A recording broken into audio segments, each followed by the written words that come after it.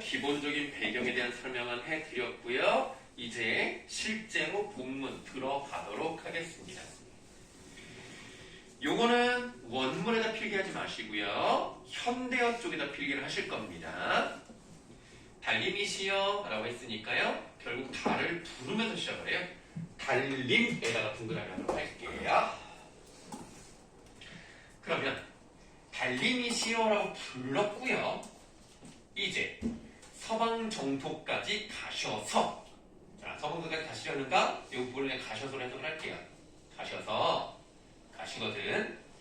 무량수불 앞에, 자, 무량수불이 아미타불이라고 써 있는데 혹시 뭐 불교 혹시 있습니까? 기독교요. 네? 기독교요. 예, 뭐 물어보지 않은 정보 감사합니다. 네. 불교인냐고 물어봤잖아요. 불교 없어요? 그래도 불교를 다니지 않는다 하더라도 여러분들 그 스님들이 이렇게 베이맥스처럼 생긴 거, 지금 뭐라 그러죠? 그거? 목탁을 두드리면서 뭐라고 연불 같은 걸 외우시죠? 네. 그럴 때 뭐 여러분들이 그나마 아는 거 뭐가 있죠? 관세음보살. 좋아요. 뭐 관세음보살도 있고 남이 아미타불. 남이 아미타불도 있죠. 나무 아미타불. 그 아미타불입니다. 이 아미타불을 이제 무량수불 같은 뜻이라고 보시면 되겠는데요. 이 무량수불이 뭐냐? 서방정토. 여러분들 제명배가 나오는 미타차. 그러니까 다시 말씀드리면 이제 천국 같은 곳이 있죠. 그 미타차를 다스리는 부처님이 무량수불, 아미타불입니다. 그래서 그 아미타불 앞에 일러 살해옵소서 라고 말씀드렸죠. 자, 여러분들 지금 필기하고 있는 펜 말고 다른 색깔 펜이 있다면 요것도 세트별로 나눠보도록 하겠습니다. 네 번째 줄까지 읽었잖아요. 네 번째와 다섯 번째 줄 사이를 줄로 쭉 그세요. 그럼 이 부분은 지금 전체적으로 무슨 내용을 얘기하고 있는가? 무엇인가 달에게 부탁을 합니다. 구체적으로 무엇을 부탁하는지에 대해서는 다음에 나오니까 지금은 몰라요. 그런데 만약에 서방정토까지 가시면 아미타불 앞에다가 제가 하고 싶은 말을 좀 전달해 주세요 라고 달에게 부탁을 하는 부분이죠. 그러면 정읍사랑 좀 차이가 있어요. 정읍사도 마찬가지지만 원앙생과 정읍사의 공통점은 달에게 뭔가를 말한다는 겁니다. 그래서 일단 우리가 이 동그라미 친 달이 있죠. 여기다 두 가지를 써볼 건데요. 일단은 자기가 무엇인가를 바라고 그 바라는 것을 들어주는 대상이기 때문에 일단 기원의 대상입니다. 정읍사와 똑같아요, 이거. 근데 약간의 차이점이라고 할 수 있는 것은 뭐냐면 원앙생가는요, 달한테 직접 부탁하는 게 아니에요. 무슨 말이냐면 달이 내 소원을 들어주는 게 아니라 내 소원을 들어주는 것은 누구야? 아미타불이야. 그 대상에게 말만 전해주는 역할이 바로 달이에요. 근데 정읍사는 어때요? 아예 높이 떠서 멀리 비춰주는 직접 기원의 대상이라는 거죠. 그 차이는 있습니다. 그래서 두 번째 하는 역할은 뭐냐면 얘는 메신저인 거야. 메신저.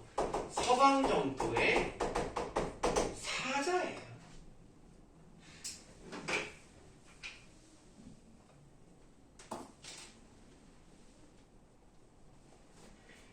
자, 그러면 다섯 번째 줄부터 또 이어서 보도록 하겠습니다. 맹세 깊으신 부처님에게 울어라. 두 손을 모아 라고 되어 있어요.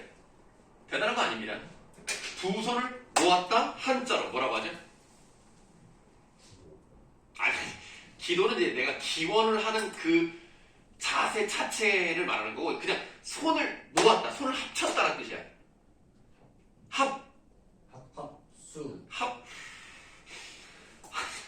손바닥을 합쳤잖아. 합장이라고 하죠. 들어봤을 텐데. 그래서 지금 이 두 손을 모아는 합장을 했어요. 이거는 사실 그렇게 중요한 건 아닙니다. 그러나 두 손을 모았다는 것은 어떤 자세를 보여주고 있는 거예요? 간절함. 좋아. 조금 다르게. 기도. 그렇지. 맞지. 근데 뭔가 어떤 자세라고 하냐. 진짜 막 범접할 수 없는 그런 기운으로 막 좀 신성한 느낌이 들 정도로 막 그거라 그러더라고. 기역으로 시작하는데? 기원. 아니. 간절. 아니. 둘 다 기역으로 시작. 둘 다 기역이네. 기역. 뭐야? 뭐. 역시 아니. 경공. 이래도 답이 안 나와? 경공. 감. 경건한다. 경건. 네. 그러니까 합장을 했다는 것 자체가 중요한 게 아니고요. 이 사람이 얼마나 간절한 마음으로 경건한 태도를 가지고 이것을 요구하고 있는지 그게 나오는 건데, 자, 두 손을 넣어 뭐라고 하냐면 왕생을 원하여, 왕생을 원하여. 이게 원왕생이야. 왕생을 원하여, 왕생을 원하여 그리워하는 사람이 있다고 사례옵소서. 여기까지. 또 다른 색깔로 줄을 쭉 그으세요. 그럼 이 부분은 무슨 내용이야? 극락에서 다시 태어나서 살기를 소망하는, 극락 왕생을 소망하는 내용이 나왔습니다.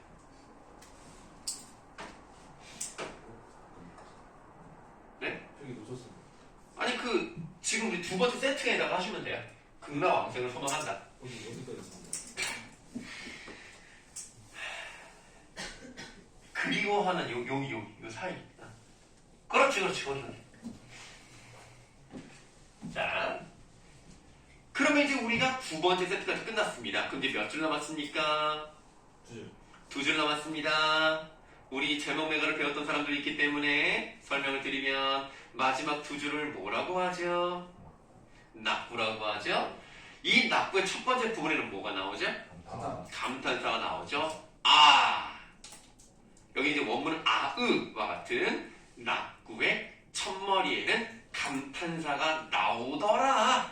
이것이 바로 뭐다? 19체 향가의 형식적 특징이다. 그래서 이제 이 몸 남겨두고 48가지 큰 소원을 이루실까로 끝나는데, 일단 배경지식이 있어야 돼요. 무슨 모르시니까. 여러분들이 좀 이해하기 좋게 좀 설명을 드리면, 여러분들 그런 거 있잖아요. 내가 뭐 죽기 전에 해야 되는 일. 그거 뭐라 그러죠? 버킷리스트. 버킷리스트라고 하죠. 그래서 뭐 예를 들면 뭐 해외여행 가기. 뭐가 있냐 또? 뭐 독서 100권 하기? 나도 안 써봐가지고 나 하고 싶은 게 없어가지고 나도 별로 욕심이 없는 사람이라서 해외여행도 별로 안 좋구나. 스카이다이빙. 넷플릭스 영화 다 보기, 아니면 요기요 첫 화면에서 보이는 거 다 시켜먹기. 이런 거 괜찮겠다. 선생님은 좀 소박한 사람이라서 만약에 복권에 당첨이 되면 요기요 첫 화면에 있는 거 다 시켜먹을 거예요. 자동차 같은 건 안 삽니다. 물론 지금 있으니까 필요가 없어요. 그냥 당첨되면 그냥 맛있는 거 먹고 넷플릭스 보고 디플 보면서 즐겁게 살면 되겠지 않겠습니까? 어쨌든 여러분 버킷리스트에 있을 때 이 아미타불이요 48가지 버킷리스트를 만들어놔요. 그래서 자기가 그렇게 해야 되겠습니다라고 맹세했던 48가지의 이 리스트를 다 이룰 때가 있잖아요. 그럼 어떻게 될까요? 극락의 문이 닫혀요. 그리고 완결 끝납니다. 그러니까 지금 이 광덕이는 마음이 조금 조급한 거야. 혹시라도 내가 들어가기 전에 그것을 다 이루셔서 나 못 들어가면 어떡하지? 그러니까 에이 설마 이 몸을 남겨두고 48가지 큰 소원을 이루시겠어? 아니겠지? 라고 생각하기 때문에 이 마지막 분에 사용된 표현법 뭐라고 해야 돼? 그렇게 이루지 않으실 거야 라는 마음의 표현이니까 표현법 설의법이 사용이 됐죠. 그래서 의문형 종결어민을 사용했지만 물어보는 방식이 아닙니다. 에이 설마 그 소원을 다 이루시겠어? 아니겠지. 나를 두고 그러지 않으실 거야 라는 마음이 들어갔기 때문에 설의법 사용됐고요. 이거 설의법. 네, 힘이 넘치네요. 자, 설의법이 사용됐고 이 마지막 부분 여기는 이제 소모마음의 심화 이 정도로 한번 보겠습니다. 그래서 3개의 세트로 나눠져 있다. 그러니까 이게 지금 몇 단 구성이죠? 3단 구성이면서 마지막 부분 첫 부분에 감탄사 나오면서 이렇게 마무리를 짓는 게 뭐랑 비슷하다고요? 시조. 시조와 비슷하다. 그럼 여기서 우리가 이제 시조로 한번 또 가보도록 하겠습니다. 우리 저번에 시조 했었죠? 시조 한번 보도록 합시다. 시조 한번 보시죠. 그럼 이제 우리가 저번 시간에 선생님 기억으로는 이순신 장군의 시조까지 본 것 같은데 혹시 맞습니까? 무슨 선생님 중요하지 않으시다는데 안. 에이, 한산섬 달 밝은 밤 이걸 했잖아. 아 이거 네. 그쵸? 여기까지가 맞죠? 선생님이 저기 메모해 놓은 거를 핸드폰에 다 넣어놨는데 핸드폰으로 촬영을 하는 중이라서 지금 내가 지금 정확히 기억이 안 나는데 아마 그런 게 맞는 것 같아요. 자, 그럼 우리가 이제 보고 있는 그 페이지가 연군 충절 이렇게 시작하는 거 보이실 거예요. 그렇죠? 몇 페이지입니까? 74페이지 펴시면 되겠습니다. 74페이지 한번 펴볼까요? 그러면 연군 74페이지가 아닌가? 76세. 아, 76이었군요. 아, 잘못 펴놔가지고 선생님이 헷갈렸잖아. 그래. 똑바로 하자. 네. 필기 잘하고 있죠? 네, 알겠습니다. 그래서 76쪽에 있는 연군 충절과 우국을 보도록 하겠습니다. 연군이 뭡니까? 임금님 그냥 임금님이라고 하면 안 돼요. 임금님을 사랑하고. 사랑한다, 그리워한다, 사모한다 이런 내용입니다. 충절은 뭡니까? 절개를 시킨다. 그냥 충성과 절개라고 볼게요. 우국은 뭐지? 나라를 사랑. 아, 사랑한다가 아니라 나라를 섬긴다. 아니야. 아, 걱정하는 거예요. 자, 그러면 우리 첫 번째 나와 있는 시조 한번 보도록 할게요. 이 존 오의 시조를 보도록 할게요. 요거는 밑에 있는 배경 지식을 먼저 보겠습니다. 고려말. 신동. 네, 유명한 사람이죠. 신돈이라는 승려가 국민왕의 총애를 악용하여 높은 관직에 올라 나라를 어지럽게 함으로 이를 개탄하면서 풍자한 작품. 당시 정원으로 있던 작자는 신돈을 비난하는 성수를 올렸다가 툭 띄었는데 이때 지은 것으로 전합니다. 요 정도 배경식을 알고 가면 시조를 해석하는데 정말 도움이 돼요. 자, 여러분 신돈이 어느 정도로 방자했냐면요. 이 사람은 그냥 원래 승려였기 때문에 원래 관직이 시험만 들어온 사람도 아니에요. 그런데 나중에는 기고만장해가지고 왕이 이제 부를 거 아닙니까? 나가지도 않아요. 아, 귀찮아. 왕 보고 오라고 해요. 그리고 왕 옆에 같이 앉아요. 자기가 보다 거의 왕입니다. 이런 거를 보니까 이존의 입장에서는 복장이 터지죠. 열불이 터지는데 풍자하는 내용 한번 보도록 하겠습니다. 구름이 무심탄 말이 아마도 허랑하다라고 돼 있어요. 우리 지금 고전 보고 있죠? 현대어랑 똑같이 해석하시면 안 돼요. 무심, 한자가 나와 있지 않습니다만 무심의 뜻이 뭘까요? 무심. 그 관심이 없는다. 이렇게 해석을 하면 해석이 안 되는 거예요. 그러니까 너희들 잘못했다는 게 아니라 이 우리가 조심해야 되는 거예요. 고전에서 무심하는 말이 나온다. 그럼 뭐다? 욕심이 없다. 이렇게 해석을 하는 것이 훨씬 좋습니다.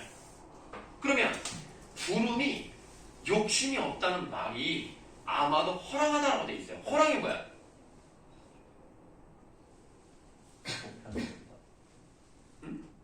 복편적이다. 네, 거기 밑에 나와 있네요. 거짓이 많아 미덥지 못하다. 아니, 구름이 욕심이 없다고? 못 믿겠는데? 이거야. 그러면 이 시적 화자는 구름을 좋게 봐, 나쁘게 봐? 나쁘게 본다. 구름에다가 세모하세요. 그러면 왜 나쁘게 보는지에 대한 이유가 나와야 되지 않습니까? 중천에 떠 있어요. 하늘에 가운데 떠 있어가지고 임의로 다니면서라고 되어 있습니다. 임의라고 하면 잘 모르실 건데 이걸 영어로 바꾸면 랜덤. 아무데나 지 마음대로 다니는 거예요. 그러면서 구태여, 굳이 광명한 달빛을 따라가면 덥나니라고 되어 있죠. 광명한 달빛 동그라미 하세요. 얘들아, 날빛은 다른 말로 하면 햇빛이란다. 아주 빛이 밝은 햇빛을 따라다니면서 덮어요. 그럼 이 해는 뭘 의미한다고요? 해 임금님. 임금을 상징합니다. 여기는 국민왕이겠죠? 그 공민왕의 은총, 공민왕의 어떤 능력 이런 거를 가리는 게 누구죠? 간신. 여기서 구체적으로 누구죠? 신도. 신돈이면 신돈이 뭘로 나타났죠? 구름. 구름으로 나타났습니다. 그래서 상징적 의미를 우리가 파악하면 이게 간신배의 횡포를 풍자하는 내용이구나 이렇게 볼 수 있겠습니다. 쉽죠? 네, 쉽습니다. 시조는요 좀 배경식을 많이 알아야 돼요. 그래야 왜 이 글을 썼는지를 알게 되는 거고 이 글만 보고 맞추기 어려운 것들이 시조이기 때문에 시조는 하나하나가 뭐 다 외워야 되는 건 아니지만 어떤 흐름 이걸 알아야 됩니다. 자, 이조로 작품 봤죠? 그 밑에 무슨 작품 나왔습니까? 누구 작품 나왔습니까? 네. 이색이 나왔어요. 외국제? 아니 갔는데 이상. 진짜 어렵네. 어디서 봤을까?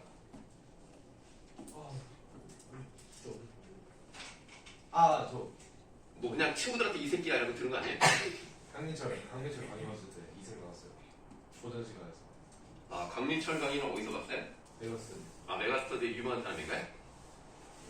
선생님 메가스터디를 한 번도 본 적이 없어가지고 내가 유명한 사람은 그 수학 선생님 교수제. 현우진이 메가스터디죠? 그 사람밖에 몰라요 메가스터디. 유명한 사람 하더라고요.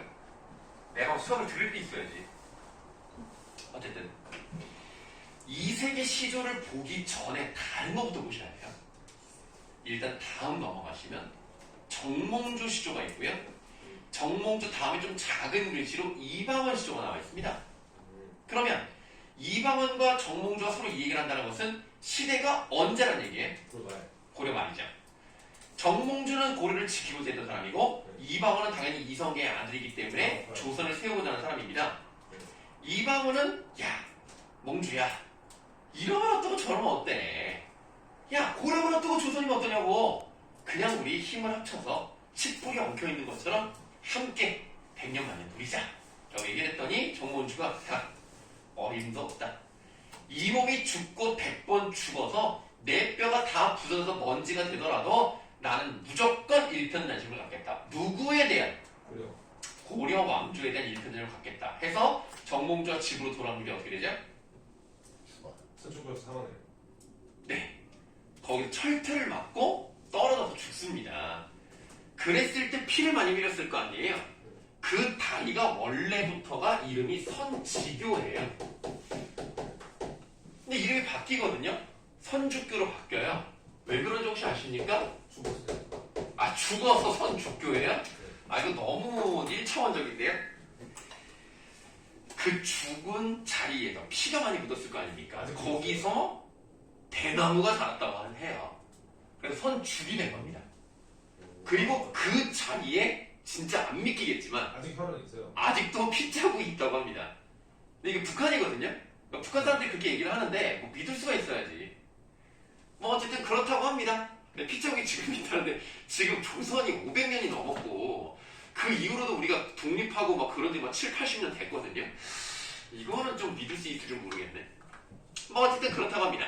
자, 그래서 정몽주 이방원 시조는요. 선생님이 알기로 한 번도 수능특강에 나오지 않았어요. 그러니까 일단 요거는 그런가 보다 하고 넘어가시면 돼요. 그 다음 원천석 시조 이거는 봐야 돼요. 이거는 중요합니다. 물론 이것도 학교에 대해 배운 사람이 있을 수 있는데요. 한번 보도록 할게요. 눈 맞아 휘어진 대를 누가 굽었다고 하느냐? 일단은 대라는 글자에다가 동그라미 하겠습니다. 이 대가 뭐를 말하는 걸까요? 대가 뭐? 아니야. 대가 아이자잖아. 대나무입니다. 여러분들 대나무는요 어떤 특징이 있어요? 국어가 좋아요. 빨리 나가죠. 아유 훌륭한 학생이네. 지조. 일단 대나무는요 고다요. 굽지는 않습니다. 쭉쭉 뻗어나가기 때문에 올고다. 그리고 색이 변하지 않죠. 언제나 푸르릅니다. 그러니까 변하지 않는 지조와 절개를 상징해요. 그거에다가 좀 다른 얘기지만 속이 어떻게 돼 있죠 대나무는? 후교죠. 비어있다는 것은 뭐를 의미할까요? 사람으로 따지면 머리가 비는 거 말고요. 깨끗. 좀 다르게 깨끗하다가 뭔가 좀 다르게 표현해봐. 뭐가 없는 사람이야? 속세. 속세가 없다는 게 무슨 말이야? 속이 깨끗해서 참 좋다. 속이 깨끗해서. 속이 깨끗한 사람 뭐?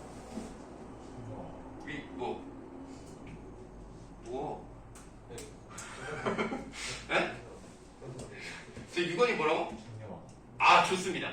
청렴하다. 그러니까 속이 깨끗하다는 얘기는 욕심이 없는 거예요. 그래서 예로부터 선비들이 대나무를 좋아했어요. 뭐 그건 좀 다른 얘기지만 이 대나무는요 지조와 절개를 상징하는 거예요. 그런데 대나무가 휘었네. 그러면 약간 지조와 절개가 흔들리나? 이런 생각을 할 수 있죠. 그렇게 지조와 절개를 흔드는 그 존재가 뭐였죠? 눈이었어요. 그럼 눈은 나쁜 겁니다. 눈세모. 그럼 눈이라는 것은 뭔가 원천석이라는 사람과 관련해서 원천석을 괴롭히고 원천석이 지어절개 흔들 수 있는 그런 세력들이라고 볼 수 있겠지. 원천석이 저번 시간에 배웠을 때 고려 말대 사람이라면 이 눈이라는 것은 무엇을 의미할까요? 신군부? 좋아, 신진사들. 다시 말하면 조선을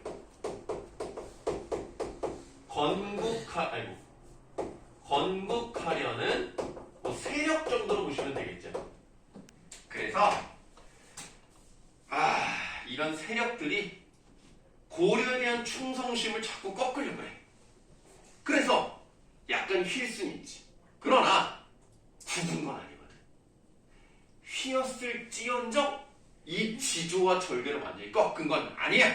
그래서 뭐라고 하느냐? 굽을 절이면, 내가 굽힐 절개면 눈 속에 푸르겠느냐. 사용된 표현법 서리법이 사용됐죠. 눈 속에 푸르겠느냐. 아마도 세한고절은, 세한고절 네모하세요. 세한고절의 뜻은 아예 밑에 나와 있습니다. 한겨울 추위도 이기는 높은 절개인데 그냥 대나무의 다른 이름이라고 생각하시면 돼요. 대나무 자체가 세한고절입니다. 그래서 세한고절은 너뿐인가 하노라 라고 얘기를 했어요. 너라고 했죠, 대나무한테. 그럼 나름 뭐가 사용된 거예요? 의화가 사용이 되었다. 그래서 원천석은 대나무를 보면서 너처럼 이렇게 잘 지키는 거 너밖에 없구나 하고 자기와 동일시하는 그런 내용이라고 보시면 되겠습니다. 이거를 왜 먼저 봤냐면 눈이라는 거는요 현대시에도 그렇습니다만 고전에서도요 나쁘게 사용되는 경우가 훨씬 많아요. 그러니까 고전은 아예 그냥 대놓고 눈은 그냥 나쁜 거예요. 거의 대부분 나빠요. 그런데 현대시에서는 나쁘게 나올 확률이 좀 더 높다 이렇게 해석을 할 겁니다. 그래서 만약에 여러분들 잘 모르겠잖아요. 좋은지 나쁜지 모르겠잖아. 그럼 일단 나쁘다고 보시면 웬만하면 맞아요.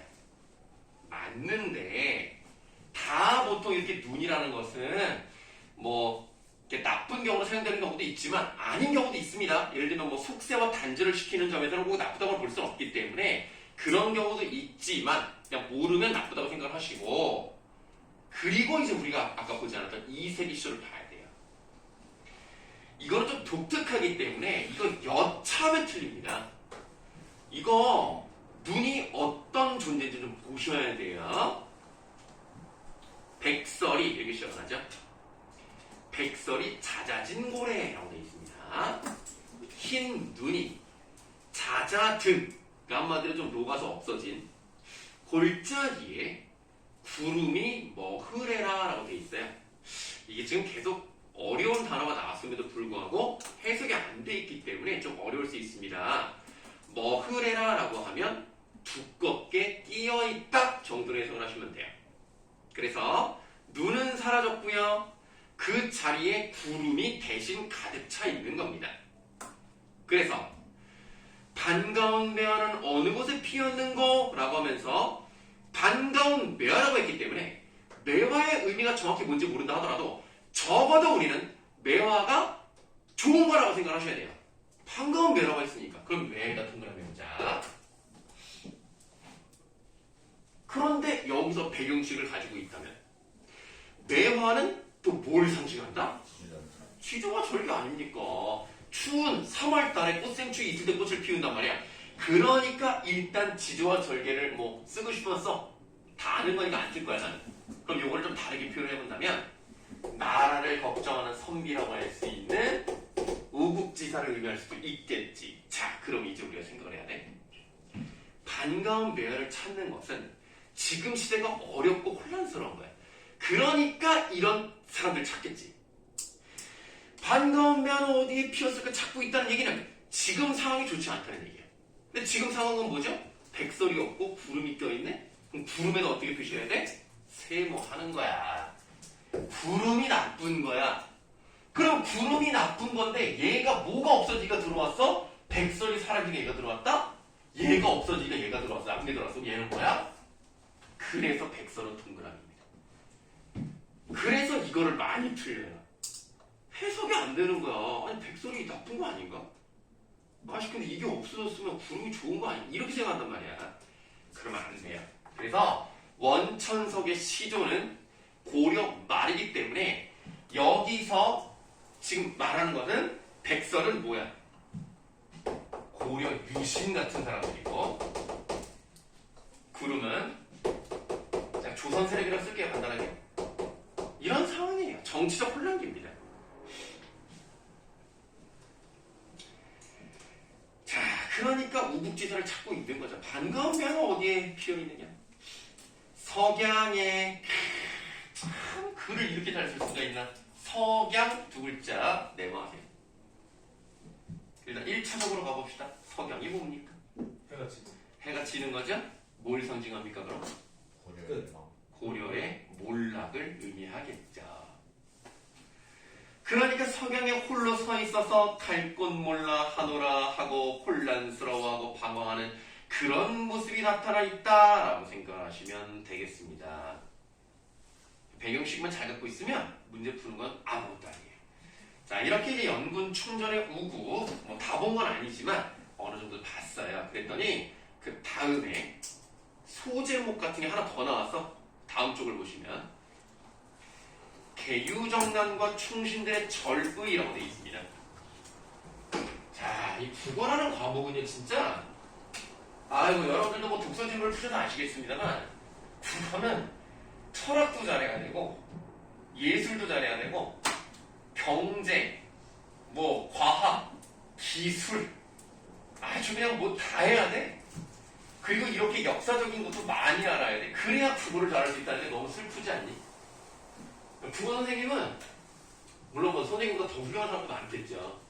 국어 선생님들은 진짜 잡다한 지식이 많어. 깊이는 모르는데 얇게 많이 한다. 왜냐면 수능까지 다 들어봤거든. 개유정난 여러분들 뭐 사실 올해가 청룡의 해라고 하잖아요. 엄밀히 말하면 아직은 아니에요. 왜냐면 1월 1일이 돼야지. 지금 음력 1월 1일이 안 됐잖아요. 네. 2월 달에 이제 설이 있습니다. 아, 그때는 여러분들 저기 토요일에는 수업 못 하겠죠? 왜요? 명절 당일이니까 안 갈 겁니다. 네가 안 가면 나도 그럼 나 갈 건데? 네. 나 갈 거야. 그래서 그거는 다른 날 보강할 거예요. 확정은 아닌데 원장님이랑 얘기를 해볼 거예요. 나도 가야 되잖아. 나도 나쁜 사람 되면 안 되잖아. 부모님한테 가야지. 아, 뭐야 그건 뭐 난 부모님 없어? 너 지금 선생님을 지금 아닙니다. 엄마 없는 사람으로 아닙니다. 내가 나이가 뭐 얼마나 많다고 벌써 뭐 다 돌아가셔. 젊은 시절 들었어. 누구한테? 없잖아 그런 사람. 뭐 이러고 있어. 없잖아. 수현쌤이 젊은 시대는 아니 선생님이 자꾸 내 얘기를 왜 자꾸 어디서 그렇게 하셔? 일찍 결혼하시고. 아니 그걸 왜 얘기하시는 거지? 내 얘기를 왜 하는 거야? 아들 중3이라 하셨어요. 이제 중3 돼야. 아니 도대체 수학 시간에 그 얘기를 왜 하는 거지? 아니 내가 뭐 싫다고 하는 건 아니고 그냥 궁금해서 그 얘기를 할 이유가 없지 않나? 뭐 알았어. 그렇다고 하고 자 그러면 올해 청룡의 해를요 무슨 년이라고 합니까? 뭐 들어봤을 텐데 뭐 무슨 년 한 해 뭐 행복하세요 이런 거. 예를 들면 우리 그 박근혜 때 무슨 년이었었죠? 당신은 병신년 기억 잘, 그거는 기억 잘하죠. 병신년 다음에 정유년. 정유년. 예, 그렇게 난 두 개가 정말 기억이 잘. 병자년. 갑자기요? 아 무슨 기읍으로 시작하는 아, 올해는 맞아요. 기억을 시작하는 거 맞아요. 개년. 잠깐만. 아, 진짜 웃기려고 진짜. 아, 웃기려고 비속 쓰는 거 봐. 뭐였지? 올해는 개룡해. 아니 갑진년이에요. 같이 나가서 같이년. 그래서 발음이 요거랑 똑같잖아요. 갑진. 그래서 올해는 뭐 갑진해가 되세요. 뭐 이렇게 얘기하는 경우가 많습니다. 그런데 요때는 무슨 년이야? 개유년인 거야. 그럼 개유년에 일어난 정치적인 난이라고 생각하시면 돼요. 여기 언제냐? 여러분들 조선 초대왕 누굽니까? 대조. 태조 이성계. 그 다음에 정조. 종, 그 다음 대종. 태종 이방원이죠. 다음 세종. 세종 이도였죠. 다음 문종종. 문종 그리고 단종. 단종 대조. 세초. 일단 여기까지만 할게요. 요 단종이 어렸을 때 왕이 되지 않습니까? 그러니까 이 문종이 왕을 오래 못했어요. 그러니까 문종이 죽고 단종이 아들이 이제 왕이 되는데 문종의 형제였던 이제 그 당시에 수양대군이죠. 요 수양대군이 딱 보니까 이거 봐라. 이놈의 조카놈이 이게 좀 어리기도 하고 이런 내가 한번 왕이 돼야 되겠다 해서 어린 애를 이제 밀어내고 자기가 왕이 되죠. 그 왕이 됐을 때 이름을 세조라고 합니다. 사실 단종이 좀 불쌍하죠. 여러분들 다 어린 나이에 왕이 되고 여러분들 다 어린 나이에 죽었죠.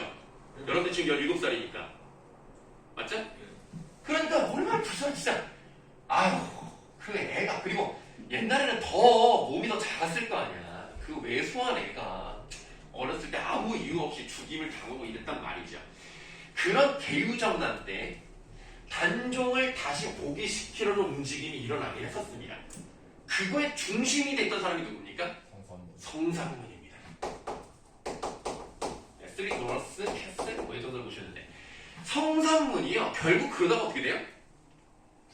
죽어요. 성삼문을 비롯해서 죽은 6명의 신하를 뭐라고 합니까? 사육신. 살아남은 6명의 신하를 생육신. 그래서 우리 성삼문의 시절을 한번 배워볼 거예요. 자, 한번 보도록 하겠습니다.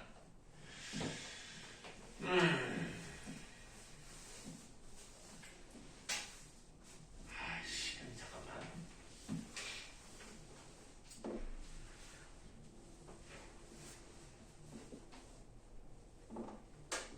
시간상 성삼문 넘어가시고 성삼문은 좀 말할 게 많아가지고 박팽년을 한번 가볼게요. 박팽년 시조 2개 있거든요.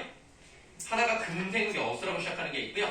하나가 까마귀 눈비맞아 여기 시작하는 게 있는데 첫 번째 시조는 안중에 앉아 넘어가시고 두 번째 시조는 좀 빠르게 한번 보도록 할게요. 박팽년도 사육신 중에 한 명입니다.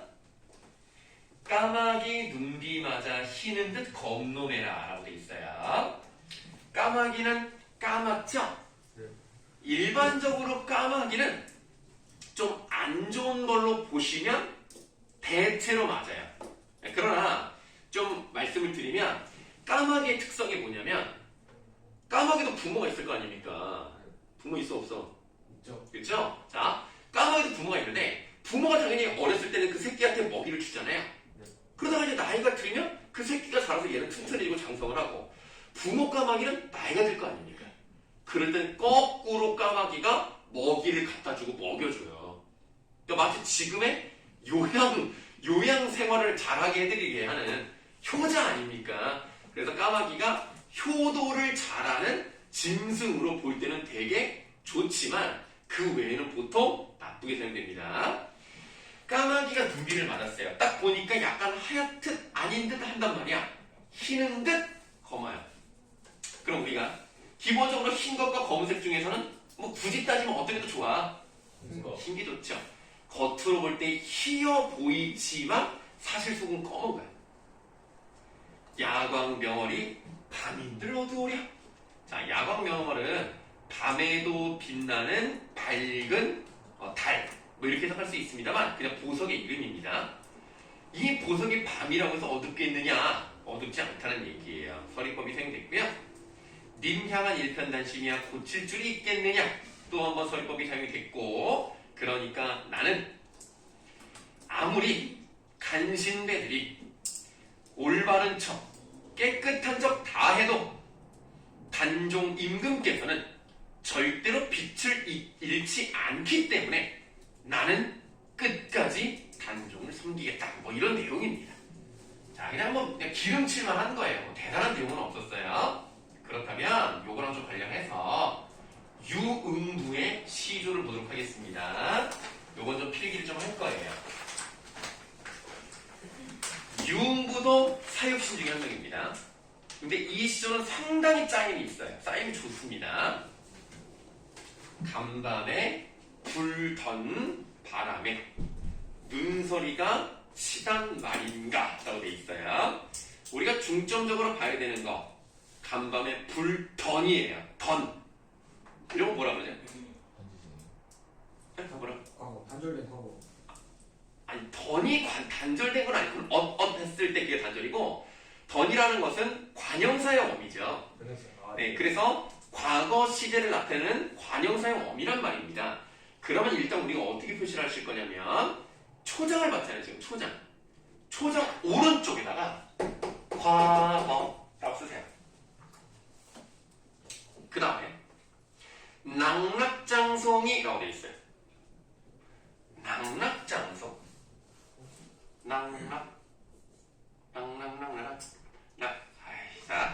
낙낙장송의 낙낙이 무슨 뜻입니까? 같다. 뭔 소리야? 아니 락이 무슨 락자냐고. 즐길라. 아니야. 오비 이락할 때 그. 맞아요. 그거야. 그건데. 잘 모르겠어. 떨어진다. 떨어질 낙자입니다. 그러면 떨어지고 떨어지는 길 장자의 소나무 성자예요. 떨어지고 떨어지는 긴 소나무가 뭐야? 자, 이게 뭐냐면 이 정도는 좀 고전을 공부할 때 아셔야 돼요. 키가 큰 소나무는요, 키만 큰 게 아니라 가지도 옆으로 쭉쭉 뻗죠. 너무 길게 뻗다 보면 이 가지가 어떻게 돼 있어? 떨어져. 여기 부정적이죠, 사람이. 자, 밑으로 축 처지겠죠. 네. 이렇게 밑으로 쭉 떨어지는 키 큰 나무를 낙낙장성이라고 하는 거예요. 그래서 낙낙장성이 딱 기울어 간대요. 근데 낙낙장성은 소나무잖아. 소나무는 어떤 특성이 있어? 언제나 푸르단 말이야. 그렇기 때문에 낙낙장성은 진짜 좋은 거예요. 낙낙장성은 나쁘게 쓰인 경우가 없어요. 낙낙장성 두분하게 하시고. 그러면 낙낙장성이 다 기울어 간다라고 했기 때문에 이게 지금 현재의 모습이란 말이에요. 그러면 과거에 바람 불고 눈소리가 쳤기 때문에 낙낙장성이 기울어 간다면 이 과거가 바로 원인에 해당이 되는 것이고, 이것이 그에 따른 결과에 해당하는 것이네. 그럼 긍정적인 요소라고 할 수 있는 낙낙장성이 기울어 갈 정도면 위에 있는 바람과 눈소리는 좋은 거 나쁜 거? 무조건 나쁜 거 아닙니까? 바람과 눈소리는? 바람 세모, 눈소리 세모. 자, 낙낙장은 굉장히 큰 나무란 말이에요. 큰 나무가 바람에 쓰러질 정도면 다른 연약한 꽃들은 말할 것도 없네. 그래서 하물며 못다 핀 꽃이야. 못다 핀 꽃 얘를 한번 내모해 보겠습니다. 못다 피었다는 것은 어떤 애들이라는 거야? 어린애들. 그렇지, 어린애들인 거야. 그래서 여기서는 아직 쓰지 마. 일단 젊은 선비들을 말하는 거거든. 근데 요게 시대적인 배경이라고 생각해 봤더니 이 단종 임금을 물리치고 세조가 왕이 된 거에 대해서 나름 잘못됐다고 주장하는 사람들도 있을 거 아닙니까? 그런 젊은 선비들, 이렇게 좀 약간 유능하고 좀 높은 관직에 있는 사람들도 쓸 정도면 얘네는 말할 것도 없겠지. 그래서 얘네들을 뭐라고 볼 수 있냐면 정의감에 불타는 뭐 요 정도로 해석하시면 되겠어요. 정의감에 불타는 젊은 선비들은 앞으로 말해봤자 소용없다. 얘네들은 이제 다 죽겠다. 이런 생각을 하고 있는 겁니다. 그래서 얘네들 말에서 뭐 하겠느냐 라고 하기 때문에 이 종장 부분은요, 앞으로 얘네들이 걱정이 되는 거야. 이런 예감이 드는 거죠. 그래서 구조가 상당히 좋아요. 잘 썼습니다. 선생님 지금 정확한 시간을 모르겠네. 아날로그라서. 혹시 몇 분인가요, 지금? 51분이에요. 자, 그러면 여러분들 선생님이 다음 주에 수업할 때요. 시조에서 우리 성산문 부분을 안 했다. 이 얘기를 꼭 해주세요. 선생님 꼭 깜빡할까봐 이 얘기를 해주시고, 시조 부분은 숙제가 없어요. 없으니까 여러분들은 오늘 우리 향가 좀 배웠잖아요. 이 향가에 해당하는 부분이 모죽지향가, 그 다음에 원왕생가 이렇게만 하면 되네요. 아유, 이번 주에는 문학 숙제는 뭐 거의 없는 셈과 마찬가지다. 네, 다만 저기 써있는 독서 지문을 좀 하셔야 되겠다. 이거는 꼭 시간 맞춰서 잘 보내주세요. 그래야 선생님이 좀 편합니다. 여러분들만 답을 보내는 게 아니라 보내야 선생님 답을 보내는 선생님이 30명이 넘어요. 그걸 다 해야 되기 때문에 좀 시간 맞춰서 잘 보내주시면 선생님이 도움이 되겠습니다. 자, 오늘도 선생님이 고생이 많았습니다. 그러면 뭐 틀린 말은 아니잖아요. 여러분도 고생이 많았습니다. 자, 그러면 안녕히 가세요. 예, 잘 가요. 아이고. 녹화 종료할까요? 야, 꺼. 꺼요? 꺼, 빨간 거 눌러.